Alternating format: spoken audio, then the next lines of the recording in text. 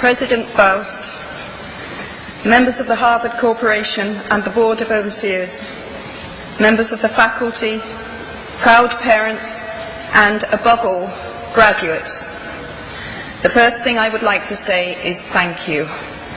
Not only has Harvard given me an extraordinary honor, but the weeks of fear and nausea I have endured at the thought of giving this commencement address have made me lose weight.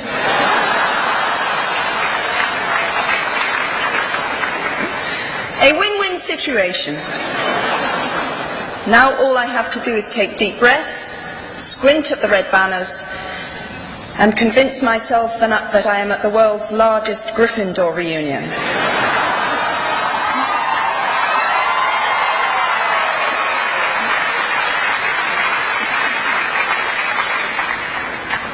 Delivering a commencement address is a great responsibility, or so I thought, until I cast my mind back to my own graduation. The commencement speaker that day was the distinguished British philosopher Baroness Mary Warnock. Reflecting on her speech has helped me enormously in writing this one, because it turns out that I can't remember a single word she said.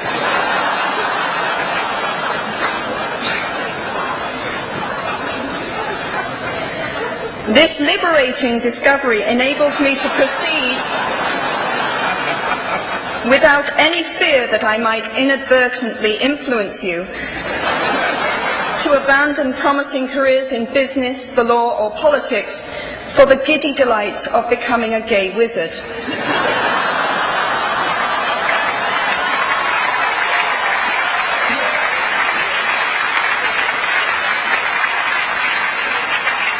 You see, if all you remember in years to come is the gay wizard joke, I've come out ahead of Baroness Mary Warnock.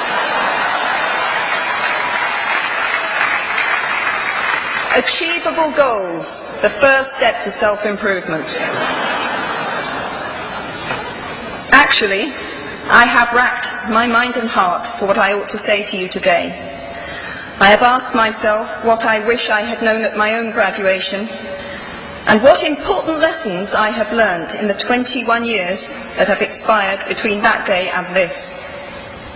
I have come up with two answers. On this wonderful day when we are gathered together to celebrate your academic success, I have decided to talk to you about the benefits of failure. And as you stand on the threshold of what is sometimes called real life, I want to extol the crucial importance of imagination. These may seem quixotic or paradoxical choices, but bear with me. Looking back at the 21-year-old that I was at graduation is a slightly uncomfortable experience for the 42-year-old that she has become. Half my lifetime ago, I was striking an uneasy balance between the ambition I had for myself and what those closest to me expected of me. I was convinced that the only thing I wanted to do, ever, was write novels. However, my parents, both of whom came from impoverished backgrounds and neither of whom had been to college, took the view that my overactive imagination was an amusing personal quirk that would never pay a mortgage or secure a pension. I know the irony strikes with the force of a cartoon anvil now, but... So they hoped that I would take a vocational degree. I wanted to study English literature. A compromise was reached that in retrospect satisfied nobody, and I went up to study modern languages. Hardly had my parents' car rounded the corner at the end of the road than I ditched German and scuttled off down the classics corridor. I cannot remember telling my parents that I was studying classics. They might well have found out for the first time on graduation day. Of all the subjects on this planet, I think they would have been hard put to name one less useful than Greek mythology when it came to securing the keys to an executive bathroom. Now, I would like to make it clear in parenthesis that I do not blame my parents for their point of view. There is an expiry date on blaming your parents for steering you in the wrong direction.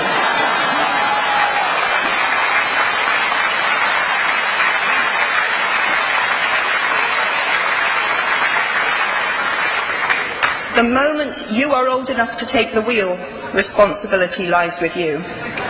What is more, I cannot criticize my parents for hoping that I would never experience poverty. They had been poor themselves, and I have since been poor, and I quite agree with them that it is not an ennobling experience. Poverty entails fear and stress, and sometimes depression. It means 1,000 petty humiliations and hardships. Climbing out of poverty by your own efforts, that is something on which to pride yourself, but poverty itself is romanticized only by fools. What I feared most for myself at your age was not poverty, but failure. At your age, in spite of a distinct lack of motivation at university, where I had spent far too long in the coffee bar writing stories and far too little time at lectures, I had a knack for passing examinations, and that, for years, had been the measure of success in my life and that of my peers. Now, I am not dull enough to suppose that because you are young, gifted and well educated, you have never known heartbreak, hardship or heartache. Talent and intelligence never yet inoculated anyone against the caprice of the fates, and I do not for a moment suppose that everyone here has enjoyed an existence of unruffled privilege and contentment. However, the fact that you are graduating from Harvard suggests that you are not very well acquainted with failure. You might be driven by a fear of failure quite as much as a desire for success.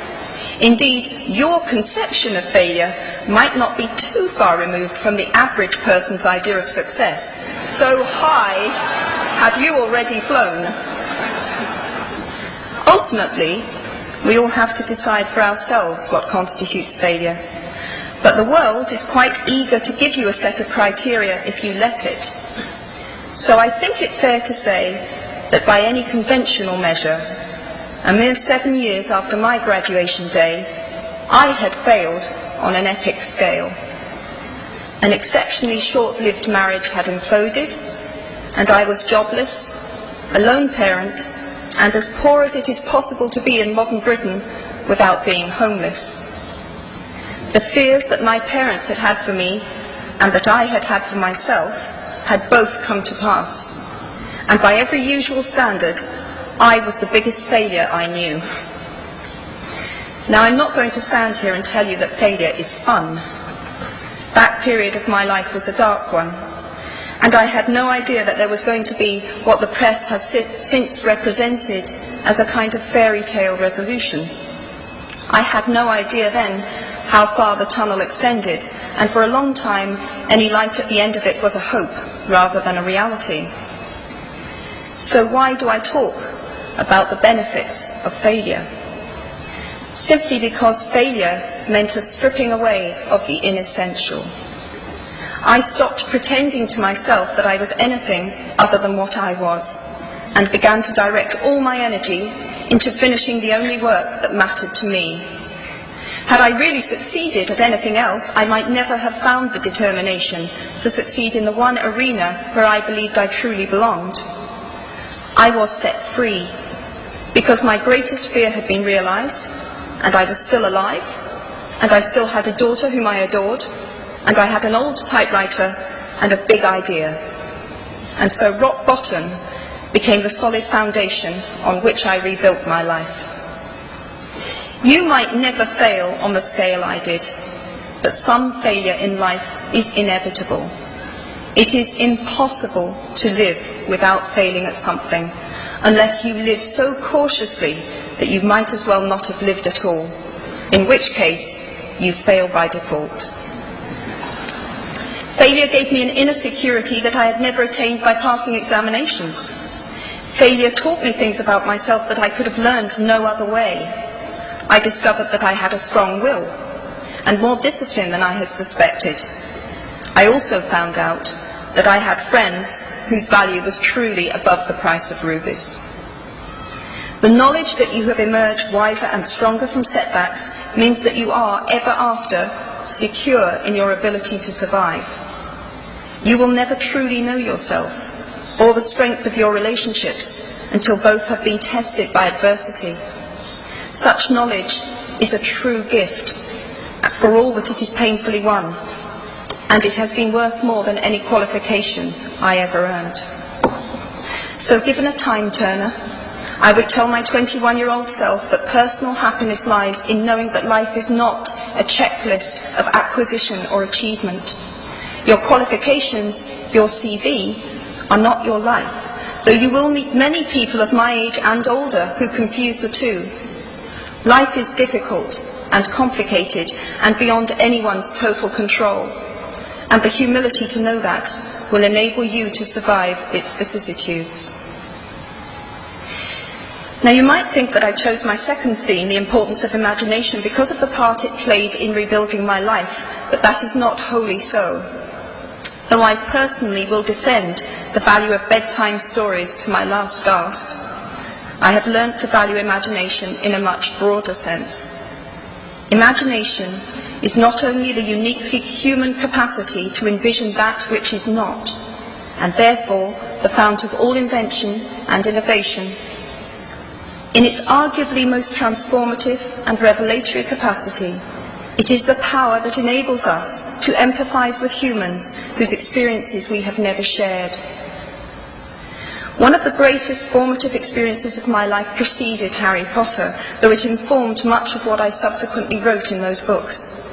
This revelation came in the form of one of my earliest day jobs. Though I was sloping off to write stories during my lunch hours, I paid the rent in my early 20s by working at the African Research Department of Amnesty International's headquarters in London. There in my little office, I read hastily scribbled letters smuggled out of totalitarian regimes by men and women who were risking imprisonment to inform the outside world of what was happening to them. I saw photographs of those who had disappeared without trace, sent to Amnesty by their desperate families and friends. I read the testimony of torture victims and saw pictures of their injuries. I opened handwritten, eyewitness accounts of summary trials and executions, of kidnappings and rapes. Many of my co-workers were ex-political prisoners, people who had been displaced from their homes or fled into exile because they had the temerity to speak against their governments. Visitors to our offices included those who had come to give information or to try and find out what had happened to those they had left behind. I shall never forget the African torture victim, a young man no older than I was at the time, who had become mentally ill after all he had endured in his homeland. He trembled uncontrollably as he spoke into a video camera about the brutality inflicted upon him. He was a foot taller than I was and seemed as fragile as a child. I was given the job of escorting him back to the underground station afterwards, and this man, whose life had been shattered by cruelty, took my hand with exquisite courtesy and wished me future happiness. And as long as I live, I shall remember walking along an empty corridor and suddenly hearing, from behind a closed door, a scream of pain and horror such as I have never heard since. The door opened, and a researcher poked out her head and told me to run and make a hot drink for the young man sitting with her. She had just had to give him the news that in retaliation for his outspokenness against his country's regime, his mother had been seized and executed. Every day of my working week in my early 20s, I was reminded how incredibly fortunate I was to live in a country with a democratically elected government, where legal representation and a public trial were the rights of everyone. Every day, I saw more evidence about the evils humankind will inflict on their fellow humans to gain or maintain power. I began to have nightmares, literal nightmares, about some of the things I saw, heard, and read. And yet, I also learned more about human goodness at Amnesty International than I had ever known before. Amnesty mobilises thousands of people who have never been tortured or imprisoned for their beliefs to act on behalf of those who have. The power of human empathy leading to collective action saves lives and frees prisoners. Ordinary people whose personal well-being and security are assured join together in huge numbers to save people they do not know and will never meet. My small participation in that process was one of the most humbling and inspiring experiences of my life. Unlike any other creature on this planet, human beings can learn and understand without having experienced. They can think themselves into other people's places. Of course, this is a power, like my brand of fictional magic, that is morally neutral. One might use such an ability to manipulate or control, just as much as to understand or sympathise. And many prefer not to exercise their imaginations at all. They choose to remain comfortably within the bounds of their own experience, never troubling to wonder how it would feel to have been born other than they are. They can refuse to hear screams or peer inside cages. They can close their minds and hearts to any suffering that does not touch them personally. They can refuse to know. I might be tempted to envy people who can live that way, except that I do not think they have any fewer nightmares than I do. Choosing to live in narrow spaces leads to a form of mental agoraphobia, and that brings its own terrors. I think the willfully unimaginative see more monsters. They are often more afraid. What is more, those who choose not to empathise enable real monsters, for without ever committing an act of outright evil ourselves, we collude with it through our own apathy. One of the many things I learned at the end of that classics corridor down which I ventured at the age of 18 in search of something I could not then define was this, written by the Greek author Plutarch: "What we achieve inwardly will change outer reality." That is an astonishing statement, and yet proven 1,000 times every day of our lives. It expresses in part our inescapable connection with the outside world, the fact that we touch other people's lives simply by existing. But how much more are you, Harvard graduates of 2008, likely to touch other people's lives? Your intelligence, your capacity for hard work, the education you have earned and received give you unique status and unique responsibilities. Even your nationality sets you apart.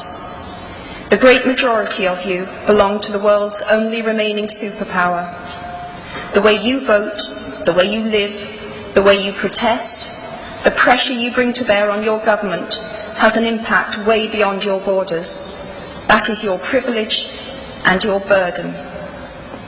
If you choose to use your status and influence to raise your voice on behalf of those who have no voice, if you choose to identify not only with the powerful but with the powerless, if you retain the ability to imagine yourself into the lives of those who do not have your advantages, then it will not only be your proud families who celebrate your existence, but thousands and millions of people whose reality you have helped change. We do not need magic to transform our world. We carry all the power we need inside ourselves already. We have the power to imagine better. I'm nearly finished. I have one last hope for you, which is something that I already had at 21. The friends with whom I sat on graduation day have been my friends for life. They are my children's godparents, the people to whom I've been able to turn in times of real trouble. People who have been kind enough not to sue me when I took their names for Death Eaters.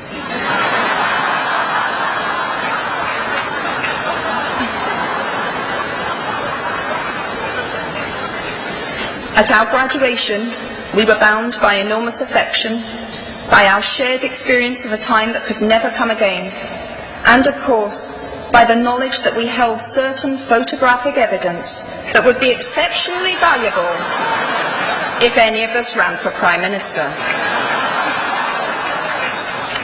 So today, I wish you nothing better than similar friendships, And tomorrow, I hope that even if you remember not a single word of mine, you remember those of Seneca, another of those old Romans I met when I fled down the classics corridor in retreat from career ladders in search of ancient wisdom. As is a tale, so is life. Not how long it is, but how good it is what matters. I wish you all very good lives. Thank you very much.